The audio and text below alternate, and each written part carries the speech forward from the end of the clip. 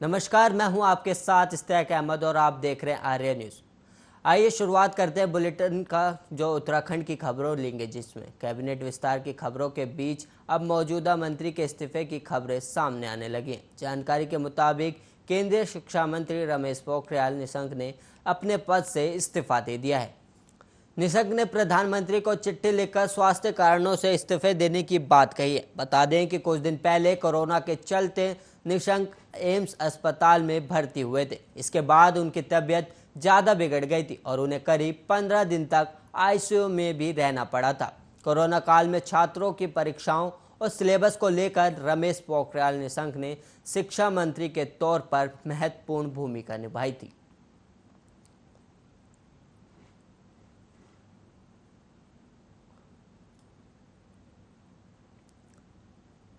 वहीं कोरोना महामारी से जूझते हुए उत्तराखंड को आखिरकार धामी सरकार ने अलग स्वास्थ्य मंत्री दे ही दिया है। महामारी आने के बाद से लगातार इसकी मांग की जा रही थी। दरअसल पूर्ववर्ती कांग्रेस सरकार में सुरेंद्र सिंह नेगी स्वास्थ्य मंत्री पद थे। इसके बाद भाजपा की सरकार आई तो मुख्यमंत्री त्रिवेंद्र सिंह रावत ने ये विभाग अपने पास ही रखा। करीब 4 साल उनके कार्यकाल के बाद जब तीरथ सिंह रावत को प्रदेश की कमान मिली तो उन्होंने भी कोई बदलाव करने के बजाय स्वास्थ्य महकमा को अपने पास ही रखा। 2019 में कोरोना महामारी आने के बाद से ही लगातार अलग स्वास्थ्य मंत्री की कमी खल रही थी। पहली लहर तो जैसे तैसे निकल गई, लेकिन कोरोना की दूसरी लहर जिस हिसाब से सरकार के लिए चुनौती बनी, उसमें ये मांग और हावी हो गई। कई स्वास्थ्य विशेषज्ञों भी सरकार से अलग स्वास्थ्य मंत्री की मांग करने लगे। अब पुष्कर सिंह धामी ने मुख्यमंत्री बनने के बाद जैसे ही विभागों का बंटवारा किया तो उन्होंने स्वास्थ्य विभाग अपने पास नहीं रखा। इसके बजाय उन्होंने डॉक्टर धन सिंह रावत को अलग से स्वास्थ्य मंत्री बना दिया है। माना जा रहा है कि इससे निश्चित तौर पर कोरोना की तीसरी लहर से लड़ने की राह आसान होगी। अलग मंत्री होने पर वे विभाग के कार्यप्रणाली से लेकर स्वास्थ्य से जुड़े इंफ्रास्ट्रक्चर पर भी बेहतर काम कर सकेंगे। कोरोना संक्रमण को देखते हुए सरकार का पहला लक्ष्य कम से कम समय में 100% वैक्सीनेशन का रहेगा। इसके अलावा पहाड़ के दूरस्थ क्षेत्रों में चिकित्सकों की तैनाती और स्वास्थ्य सेवाओं में बेहतर इंतजाम करना हमारी प्राथमिकता में रहेगी। आने वाले कुछ दिनों में स्वास्थ्य विभाग में कई आमूलचूल परिवर्तन देखने को मिलेंगे।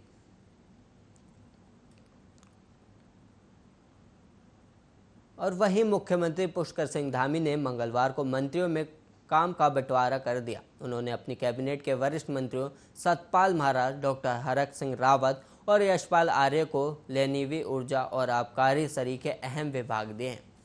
इसे सियासी हलकों में तीनों वरिष्ठ मंत्रियों की नाराजगी दूर करने की कवायद के तौर पर देखा जा रहा है। माना जा रहा है कि युवा मुख्यमंत्री वरिष्ठ और अनुभवी मंत्रियों को आगे रखकर अपनी पारी को बढ़ाना चाहते हैं। सरकार के इस फैसले को मुख्यमंत्री के सेफ गेम प्लान के तौर पर भी देखा गया है। ये संयोग ही है कि मंत्रियों की शपथ से पूर्व तीनों वरिष्ठ मंत्रियों की नाराजगी की चर्चाएं खासी गर्मी थी। सूत्र बताते हैं कि मुख्यमंत्री ने मंत्रियों के विभागों के बंटवारे को लेकर प्रदेश संगठन के नेताओं से भी गहन मंथन किया था।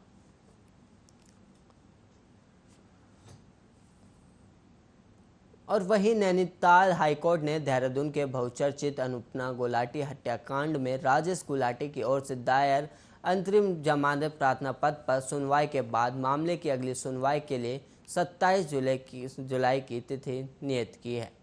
मुख्य न्यायाधीश RS चौहान एवं न्यायमूर्ति आलोक कुमार वर्मा की खंडपीठ के समक्ष मामले की सुनवाई हुई। राजेश गुलाटी ने अपनी पत्नी अनुपना गुलाटी की 17 अक्टूबर 2010 को निर्मम हत्या कर दी थी और शव को छुपाने के लिए उसने शव के 72 टुकड़े कर डी फ्रीज में डाल दिया था।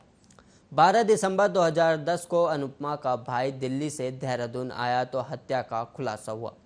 देहरादून कोर्ट ने राजेश गुलाटी को 1 सितंबर 2017 को आजीवन कारावास की सजा सुनाई थी।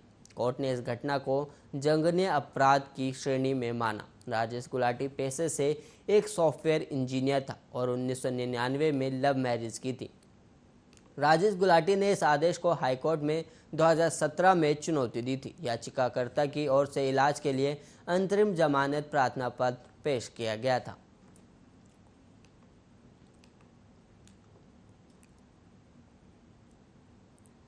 और वहीं देहरादून विश्वविद्यालय में 20 जुलाई से नए शैक्षणिक सत्र के लिए एडमिशन की प्रक्रिया शुरू हो गई है।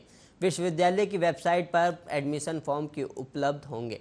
फॉर्म भरने की अंतिम तिथि 20 अगस्त है। विश्वविद्यालय का नया सत्र 1 सितंबर से शुरू हो जाएगा। इस बार विश्वविद्यालय ने कई नए पाठ्यक्रम भी शुरू किए हैं।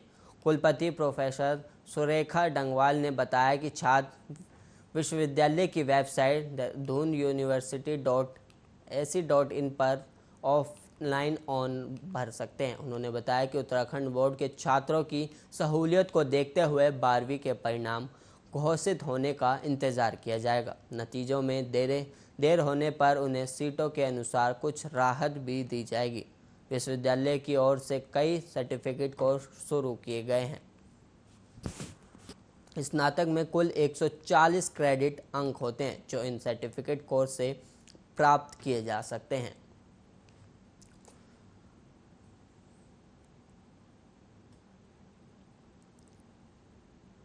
और वहीं कावड़ यात्रा प्रतिबंध होने पर जलाभिषेक के लिए बैठक में एक विशेष विकल्प पर भी विचार किया गया।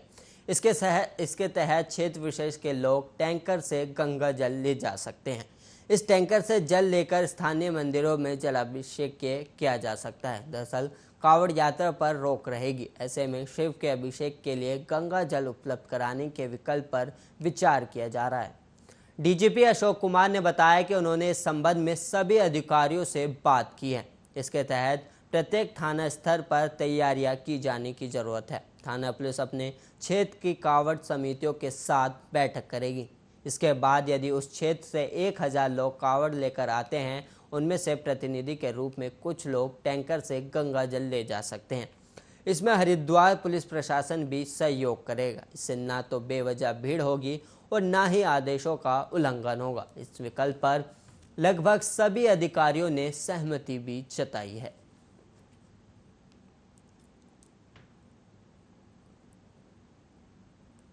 और वहीं बात करें उत्तराखंड के वेदर की, तो नैनीताल, चंपावत, बागेश्वर और पिथौरागढ़ जैसे जिलों में अगले 24 घंटे में कहीं कहीं भारी बारिश होने के साथ ही तेज गर्जना और आकाशीय बिजली गिरने की संभावना भी है।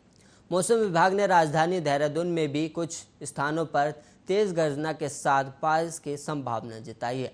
राजधानी देहरादून और आसपास के इलाकों में मंगलवार को सुबह से लेकर दोपहर 4 बजे तक मौसम का मिजाज बदला रहा। सुबह जहां चटक धूप निकली, वहीं थोड़ी देर बाद आसमान में बादल छा गए। 4 बजे के आसपास थोड़ी देर जमकर बारिश भी हुई।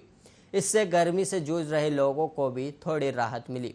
मूसलाधार बारिश के चलते राजधानी के ज़्यादातर चौराहे पर जल भराव हो गया। चौराहों पर जाम लग गया और लोगों को परेशानियों का सामना करना पड़ा।